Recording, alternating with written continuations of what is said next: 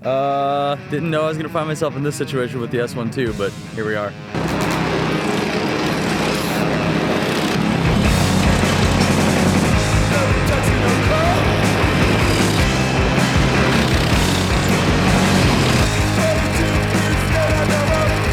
When Lumix dropped the S1R2 just a couple months ago, I thought to myself, where can we even go from here?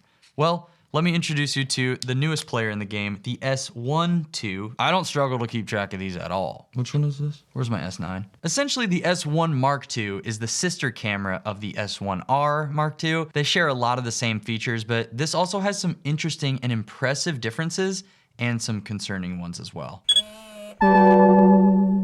This video is sponsored by Editor's Keys. Okay, so when I got invited to the launch event for the S1II and the S1IIe, I was really expecting to get another S1H. The original was a really beefy mirrorless camera that first introduced that amazing tilt, flip, and pop screen design. A lot of people think that was the A7R5 from Sony, but the S1H did it long before that. At the event, we did not see an S1H Mark II, but we still got an absolute video powerhouse mirrorless camera and its little step cousin Jimmy. We got some gear to unbox. I'm filming this with the S1R2, which has become my favorite mirrorless camera. It's just good at everything, but they have announced some new cameras and a lens. So let's start with the lens. This is a 24-60 2.8. It's got some custom buttons on it. You can customize what the rings do and which direction they focus. There it is, a camera lens. But what you actually all care about is the camera, the Lumix S1 Mark II, an SD card. I already have some big question marks about this camera. My main concern already, even though I have not turned it on, will this sensor actually give us the same incredible color reproduction as the S1R Mark II? There's something about this sensor that just has the sauce. It looks amazing. The photos are so crystal clear at 44 megapixels, and the video has amazing color depth that a lot of mirrorless cameras, like, it's just a notch above. If this camera doesn't have that, I'm gonna be bummed, because this is essentially kind of a copy-paste version of the S1R2, but it has a lower megapixel count, thus giving us faster readout speeds, which is one of the main complaints of the S1R2.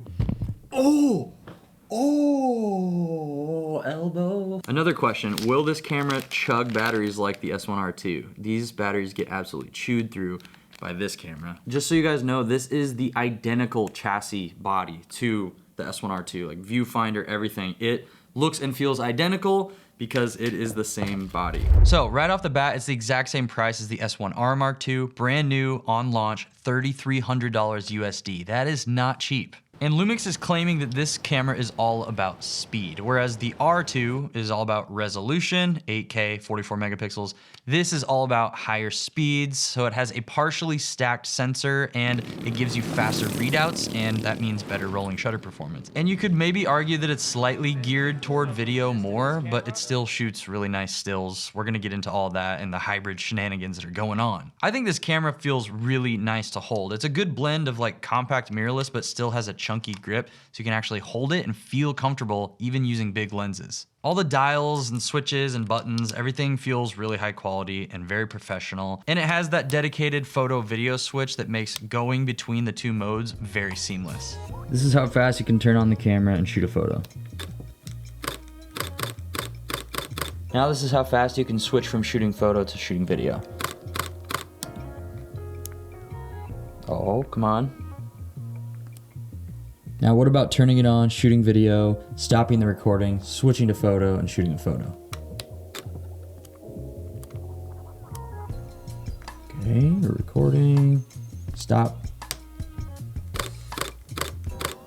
But one of the biggest differences is the sensor inside the camera. This is a 24 megapixel, partially stacked, 6K capable, full frame sensor. A lot of us at the event theorized that this is the same sensor in the Z6 III, which I definitely had some problems with. This camera does have noise issues, specifically color noise I've noticed, even when you're at the native ISO. It does clean up relatively nice, but you can see I have a ton of chroma being taken out of this. So we'll see if it performs better in a Lumix body versus a Nikon. Hey, they're Nikons, man. They're Nikons. And obviously this camera also has the carbon fiber dust cover. so you guys can stop yelling at me for showing my sensors off. Psych, censor this, fools. You get an SD card slot, a CF Express Type B slot, full-size HDMI, and guys, for the first time ever in a Lumix camera, the USB-C port has power delivery as usual, but they finally added webcam functionality directly from the USB-C port. They listened. Thank you, Panny. You can shoot in 4K 15 frames per second. Won't ever use it. But in full HD, you get 60 and 30 frames per second, which I will take. The feed looks really good coming out of the USB-C port, and you can also use your internal LUTs to stream directly over USB-C for webcam functionality. Also, the new S1II gets that function, and the S1R2 is getting it via firmware. You also get headphone and mic jacks as usual, and this camera can also do 32-bit float through the intelligent hot shoe and that external recorder that you can buy. 4 channels of float is crazy, so I'm glad they're still carrying that forward into all these new cameras. And another cool feature that these new S-line cameras have is apparently I can take the CF Express card out of this S1R2, pop it in here, and if my settings are saved onto the card, I can fully transfer all of my settings, all my LUTs that are in the camera into this, because that crap takes forever to set up. That takes a long time. Save, restore camera setting, load it, that's my settings. Oh, it works. I have my custom button. This is my false color custom button right here, and it works right away. So totally worked for me. Let's see if my LUTs are saved in here. Yes, dude, that's so sick. And if you're using an external monitor with these cameras, you can just hit the display button and essentially get a little cinema style menu on your camera's monitor so you can see everything you would need in one place. Okay, enough yapping about that stuff. Let's talk about photography performance. And I'm not gonna waste too much time on this side of things, but I also can't ignore it because this camera is a true hybrid, just like the S1R Mark II. For instance, you get 10 frames per second raw burst mechanical shooting and 70 frames per second with the electronic shutter. We're about to test the mechanical burst and the electronic burst to see how good it works with the car subject tracking. All right, folks, we're just in my Finder here, and I want to show you what 10 frames per second mechanical looks like. If I go down quickly, you can see I get quite a few moments. Hold down, it goes pretty quick. Now, this is gonna be 70 frames per second. I'm literally just gonna hold down on the arrow on my keyboard and show you. Look at this, dude. And it's blackout free when you're shooting. Absolutely freaking bonkers. Everything's in focus. When I was there, it felt like I wasn't even taking photos because I could not hear the shutter at all. It's freaking insane. They also added a new autofocus mode called Urban Sports, which works in photo and video. But I do think Lumix needs to add an AI mode that just chooses subjects for you. I don't want to miss my shot because I'm switching between bird beak and bird balls. You know, like I want the whole bird. There's too many modes! And of course, the S1II has all the amazing real-time LUT, Lumix Lab, JPEG photography options. Basically, if you want really quick turnaround photography that looks amazing, just use LUTs. You can download them for free from Lumix Lab, or you can buy mine. All right, guys, IBIS test while I read my ad to you guys. This video is sponsored by Editor's Keys. So you know what's boring? Having a boring keyboard. You know whose keyboards aren't boring? That's right, Editor's Keys. They make keyboards that work for any creative platform that you might be using. I'm talking DaVinci Resolve, Final Cut Pro, Premiere, all the audio programs you could possibly be using. How's the IBIS looking, everyone? Uncle Joe's filming right now. So they make really good keyboards. You can connect up to 3 Bluetooth devices at once. Oh, you thought they just had keyboards? Wrong. They also sell microphones of really good quality. In fact, here's an audio voiceover clip of one of their USB microphones. It's affordable. Sponsor time, yeah. Anyway, if you want a custom keyboard that matches your creative workflow, has the shortcuts you need baked right into the keyboard itself, check out Editor's Keys at the link in the description. Use my link to support the channel and to support Editor's Keys because they're actually really awesome. Okay. Hopefully the IBIS and autofocus looked good. I just realized a lot of that integration's autofocus was out of focus because the frickin' focus point was on the corner of the screen, not in the middle. That one's on me.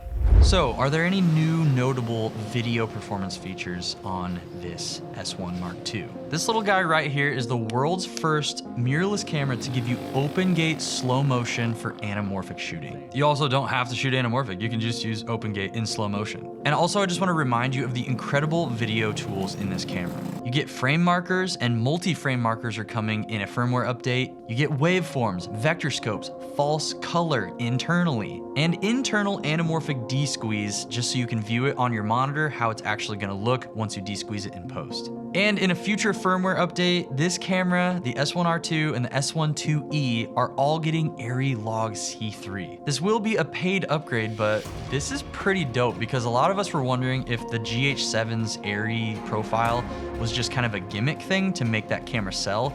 Turns out they're continuing the trend. You're gonna get full frame ARRI Log C3 looking footage out of these cameras, and that's freaking wild. In a firmware update, you're also gonna get RAW over HDMI, so you can do ProRes RAW or Blackmagic RAW at 6K open gate, 30 FPS, 5.7K 60, and Cinema 4K 120 FPS, pixel to pixel. I had a chat with one of the guys there who explained to me a little bit more about how codecs work, because one concern some people have with these cameras is that the open gate and a lot of options are 420 instead of 422, but it's not just a black and white, bigger number equal better. Basically, 420 doesn't mean you're gonna get bad colors. Think of the 420 or 422 as one ingredient in your entire recipe, which is the codec. And how it was explained to me is that Panasonic is so efficient and strong with codec creation that they can get 422 performance out of their 420 in OpenGate, where basically it's not a one-to-one comparison, but they just give you amazing image quality even when it's 420. And I can attest to this after shooting with the S1R2 so much. That footage in OpenGate looks absolutely amazing. The color rendition, the amount of separation you get is absolutely beautiful. It's saucy, and guess what? That same secret sauce is also in this camera, the S1II. Now, for resolution options, there's an unbelievable amount. They sent us an Excel spreadsheet, and I couldn't even read the whole thing. I fell asleep. But here's the ones that I think are the most exciting and useful. OpenGate 6K up to 30p, 6K 60, which is cinema scope, which means it's not the full sensor, it's this like kind of anamorphic looking frame. So it's still full frame width, but not height. OpenGate 5.1K 60, 4.8K 4x3 up to 60, and then you get DCI 4K 120 with the tiny little crop, and DCI 4K 60 with no crop. There are no more limitations in cameras. Let's talk about ISO performance. So you get a dual native of 640 and 5000. And honestly, I was kind of thinking this camera would be Lumix's FX3 competitor, but it's not. It's not bad in low light by any means, but I honestly think the S1R Mark II has cleaner low light performance overall. It's got a massive range of clean ISOs. This is 5000 ISO, which is the dual native. We're gonna slowly increment up. 6400, it's a cool flare. 8000, 10,000, 12,800. I'm gonna stop down slightly, right there. 16,000, 20,000, 25,600, 32,000, 40,000, 51,200. Wow, it's crazy. I got the best results when I was using really fast lenses, like 1.4, shooting with nice ambient light, even in street situations. This is 4,000 ISO. Now 5,000 right there. Just being smart about how I'm shooting, not going out to a lake where there's no lights at nighttime. You could probably do that with an FX3 and get away with it, not this camera. Like other Lumix cameras, the dynamic range is incredible. You get your regular mode, gives you acclaimed 14 stops, but there's also a dynamic range boost, which gives you 15, but you get worse rolling shutter and you lose your high frame rates. And then when you're using that boost mode, your base ISO is 1000 instead of the 640 or 5000. Native ISO with boost turned off. So this is just max dynamic range you can get without boost. So now boost is turned on, but we're at ISO 1000 because that's your base in boost mode.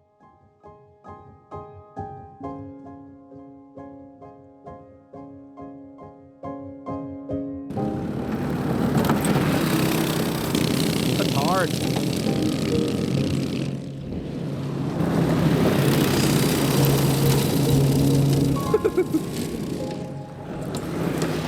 Now, autofocus. I've mentioned it before, but I think Lumix is definitely catching up to Sony. It's very reliable overall. Trying to track these subjects is kind of crazy. I learned also that when you get up into the higher frame rates, like cinema 4K 120 and stuff, you lose subject detect. There's still autofocus, but I was using the car mode, obviously, but I just kind of had to trust the camera, so we'll see if any of that was in focus.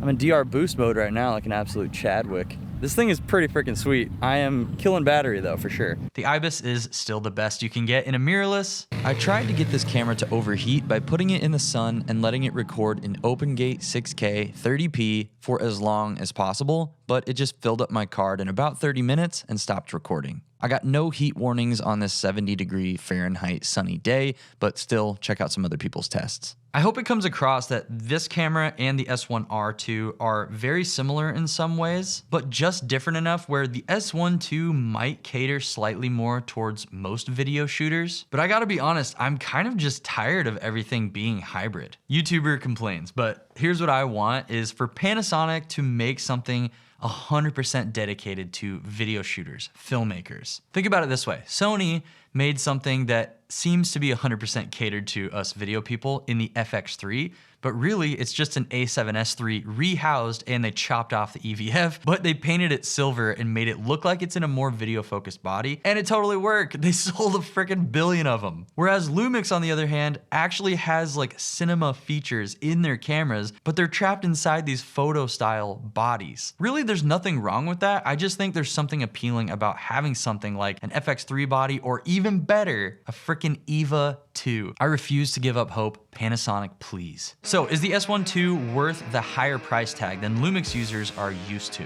This is a heck of a lot of camera. You could buy this, you could buy any of the new Lumixes coming out and use it for like 5 to 10 years. Look, it's an amazing camera, but also the new S1II Mark E is $800 cheaper and carries a lot of the same features as the R2 and the S1II. So I'll see you over at that video. Please give it a watch, and I think it's gonna be the sleeper hit of this new Lumix S line. And of course, text me when you get home so I know you're safe, and watch out for deer. Follow me on Instagram for short and dumb stuff like this. And remember that you guys are loved way more than you might know. I have a friend named Jesus who really likes you. He tells me about you all the time. So God bless you guys, and I'll see you in the next video. Bye.